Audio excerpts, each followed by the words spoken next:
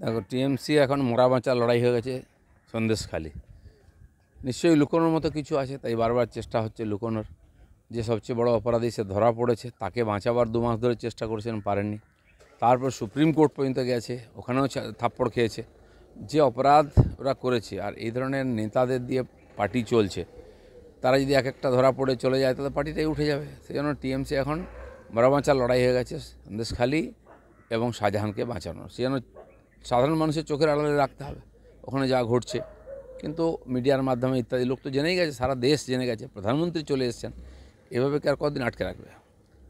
দাদা, বারাসতের তৃণমূল বিধায়ক অভিনেতা চিরঞ্জিতের রাজনীতি ছাড়ার ইঙ্গিত।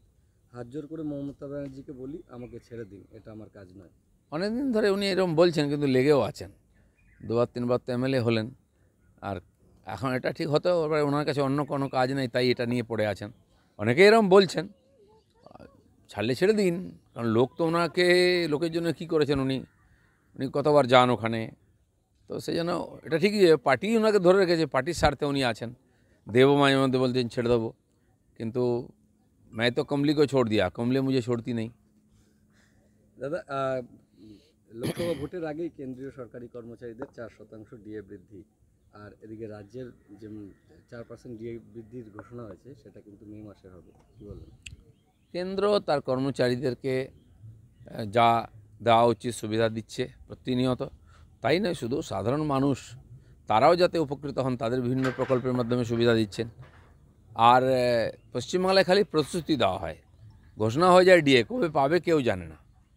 তো যেহেতু কম্পিটিশান করতে হবে, দেখাতে হবে, তাই বলা হচ্ছে। ভাঁড়ে মা ভবানী, পার্টির লোকেদের পুষতে পয়সা চলে যাচ্ছে, কর্মচারীদের কী করে দেবে? দাদা, এবার দলীয় নেতৃত্বের একাংশের বিরুদ্ধে টাকা নিয়ে কারখানায় লোক ঢোকানোর অভিযোগ। দলের ঝান্ডা আর মুখ্যমন্ত্রী মমতা বন্দ্যোপাধ্যায়ের ফ্লেক্স হাতে নিয়ে রাস্তায় খোদ তৃণমূল কর্মীদের একাংশ। টিএমসি ঝান্ডাটা তো হচ্ছে ব্যবসায়ের লাইসেন্স সব জায়গায়। পার্টি অফিসগুলো হচ্ছে সব ডিল করার অফিস। তো সেই জন্য এটা নতুন কিছু নাই, যত জায়গায় জোর করে ঢোকানো হয়, সমস্ত মিউনিসিপ্যালিটিতে জোর করে লোক ঢোকানো হয়েছিল টাকা নিয়ে, প্রমাণ হয়ে গেছে, ইনকোয়ারি চলছে সিবিআই। এই যে ব্যাপক দুর্নীতি আর লুটপাট চলছে, সমস্ত ক্ষেত্রে এটা ছড়িয়ে পড়েছে। সবাই জানে, মানুষ জানে, কিন্তু মানুষ বলবে কোথায়? বললে তো সন্দেশখালি হয়ে যাবে।